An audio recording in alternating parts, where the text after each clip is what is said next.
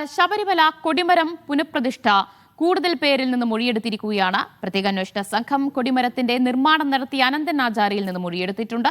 സുതാര്യമായാണ് നടപടികൾ സ്വീകരിച്ചത് എന്നാണ് പി അനന്തൻ ആചാരി മൊഴി നൽകിയിട്ടുള്ളത്.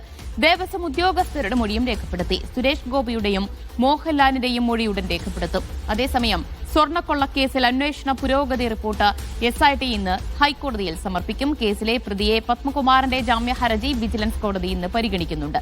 കട്ടിളപ്പാളി കേസിൽ സ്വാഭാവിക ജാമ്യം തേടിയാണ് ദേവസ്വം മുൻ പ്രസിഡന്റ് ജാമ്യ ഹർജി സമർപ്പിച്ചത്.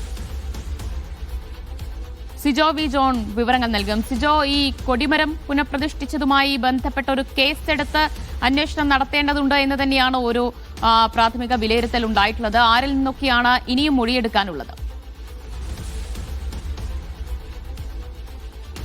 ഇതിന്റെ മൊഴിയെടുക്കൽ ആരംഭിച്ചിട്ടേ ഉള്ളൂ. കഴിഞ്ഞ ദിവസങ്ങളിൽ നമ്മൾ കണ്ടതാണ് ഈ സ്വർണം സംഭാവന നൽകിയിട്ടുള്ള ചലച്ചിത്ര താരങ്ങൾ ഉൾപ്പെടെ സംവിധായകൻ ഷാജി കൈലാസ് ഉൾപ്പെടെയാണ് മൊഴിയെടുത്തിരുന്നത്. അതിന് പിന്നാലെ ഇതിന്റെ അന്വേഷണം വ്യാപിപ്പിക്കുകയാണ്. ഇപ്പോൾ അവസാനമായി മൊഴി രേഖപ്പെടുത്തിയിരിക്കുന്നത് ഈ കൊടിമരത്തിന്റെ നിർമ്മാണ പ്രവർത്തികൾ ചെയ്തിരിക്കുന്ന ആളുകളാണ്. ഈ കൊടിമരത്തിന്റെ നിർമ്മാണ പ്രവർത്തികൾ അതിന്റെ ചെമ്പ് ഉപയോഗിച്ചുള്ള ജോലികൾ ചെയ്തിരിക്കുന്നത് അനന്തൻ ആചാരി എന്ന ആളാണ്. അദ്ദേഹത്തിന്റെ മൊഴി അന്വേഷണ സംഘം രേഖപ്പെടുത്തിയിട്ടുണ്ട്.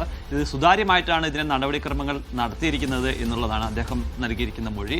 ഈ അനന്തൻ ആചാരി ശബരിമലയിൽ മാത്രമല്ല കേരളത്തിന് പുറത്തുമൊക്കെ വിവിധ ഇടങ്ങളിലൊക്കെ ഈ കൊടിമര നിർമ്മാണവുമായി ബന്ധപ്പെട്ട ജോലികളൊക്കെ ചെയ്യുന്ന ആളാണ്. അദ്ദേഹത്തിന്റെ മൊഴിയാണ് ഇപ്പോൾ അവസാനമായി രേഖപ്പെടുത്തിയിരിക്കുന്നത്. അതോടൊപ്പം തന്നെ ഇതിൽ ഉദ്യോഗസ്ഥ തല മൊഴിയെടുക്കൽ കൂടി ആരംഭിച്ചിട്ടുണ്ട്.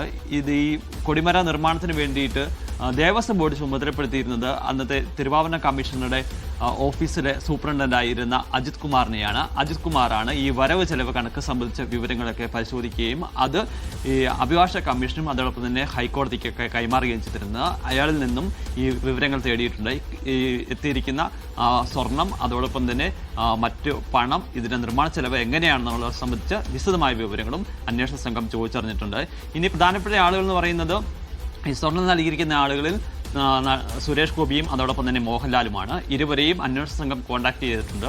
മോഹൻലാലൊക്കെ ഷൂട്ടിങ്ങിന്റെ തിരക്കിലാണ്. സുരേഷ് ഗോപി ആണെങ്കിൽ 21-ാം തീയതിക്ക് ശേഷം മൊഴി നൽകാം എന്നുള്ള ഒരു സന്നദ്ധതയാണ് അറിയിച്ചിരിക്കുന്നത്. വൈകാതെ തന്നെ അവരുടെ മൊഴിയും അന്വേഷണ സംഘം രേഖപ്പെടുത്തുകയും അതിനുശേഷമായിരിക്കും അഭിഭാഷക കമ്മീഷണർ കുറിപ്പിനെ ചോദ്യം ചെയ്യുന്ന നടപടികളിലേക്ക് അന്വേഷണ സംഘം കടക്കുകയും ചെയ്യും. എന്തായാലും 1 മാസത്തെ സമയമാണ് അന്വേഷണ സംഘത്തിനുമായി ബന്ധപ്പെട്ട് പരിശോധന നടത്താൻ വേണ്ടിയിട്ട്, റിപ്പോർട്ട് സമർപ്പിക്കാൻ വേണ്ടിയിട്ട് കോടതി അനുവദിച്ചിരിക്കുന്നത്. അതിനുള്ളിൽ തന്നെ ഇത് റിപ്പോർട്ട് സമർപ്പിക്കുക. അതിനുശേഷം ആവശ്യമായ തെളിവ് ലഭിച്ചാൽ, കൊള്ള നടന്നുവെന്ന് സ്ഥിരീകരിച്ചാൽ അന്വേഷണ സംഘം കേസെടുത്ത് മുന്നോട്ട് പോകാനുള്ള നടപടികളാണ് നടക്കുന്നത്.